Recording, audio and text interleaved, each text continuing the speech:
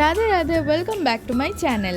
পলাশ এসেছে আজকে সকালে বাড়িতে, তো আমি রেডি হয়ে নিয়েছি সকাল সকাল। ওর সাথেই যাব এখন শপে। আজকে মাকে নিয়ে দাঁত তুলতে যাওয়ার কথা ছিল, কিন্তু সকাল সকাল এমন বৃষ্টি নেমেছিল যে সেই টাইমে আর যাওয়াই হয়নি। পরে অবশ্য রোদ উঠেছিল।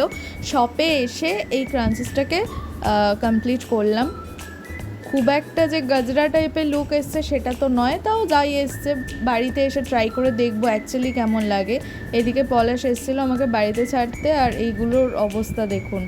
এনিওয়ে, তো আপাতত এটা আমি চুলে লাগিয়ে দেখব কেমন দেখতে লাগে। আমার তো চুল ছোট, খোপা খুব একটা ভালো করা যায় না। ওই ক্লিপ দিয়ে দিয়ে একটা খোপা মতো করলাম অনেক কষ্টে, তাও এদিক থেকে ওদিক থেকে বেরিয়ে যাচ্ছে চুল। তো ফাইনালি এবার এটাকে অ্যাটাচ করে দেখব কেমন লাগছে। একটা জিনিস তো ভালো মতোই বুঝতে পারছি যে আসল যে গজরা হয় তার ধারে কাছে তো এটা একদমই যায়নি। আর সেটাই স্বাভাবিক, ন্যাচারাল জিনিসের সাথে আর্টিফিশিয়াল কখনোই মেলানো যায় না। তো এখানে তো আমি বুঝতেই পারছিলাম না আমাকে কেমন লাগছে। পরে আমি ভিডিওটায় দেখলাম কাজ চালিয়ে নেওয়ার মতো একটা জিনিস তো আমি বানিয়েছি, খুব খারাপও নয়। এনিওয়ে, তারপরে আবার মাকে নিয়ে বেরোলাম। মা তো সারাদিন বাড়িতে একা একা থাকে, তাই মাঝে মধ্যে একটু শপে নিয়ে আসি। 2-4টে লোকের সাথে কথা বললে শরীর মন দুটোই ভালো থাকে।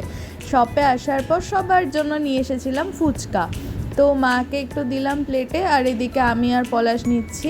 আমাদের শপে আমি সবসময় কাপ প্লেট এগুলো কিনেই রেখে দিই, যদি ওরা কখনো কিছু খাবে বলে মনে করে তাতে যেন সমস্যা না হয়। তো সেরকমই একটা কাপে ফুচকার টক জলটা ঢেলে নিয়েছি, আর 1-2টো শালপাতা চেয়ে নিয়ে এসেছিলাম দোকান থেকে। তো এভাবেই আমাদের ফুচকা পার্টিটা চললো। ওদিক থেকে পলাশ এসে একটু হাই বলে চলে গেল। শপের কাজ সেরে বাড়ি ফিরে ডিনার করে এবারে বসলাম এই ছোট্ট পকেট ডায়েরিটা নিয়ে। কালকে 629 টাকা খরচা করেছে, আর আজকে 838। আরও কিছুদিন একটু ট্র্যাক করতে হবে।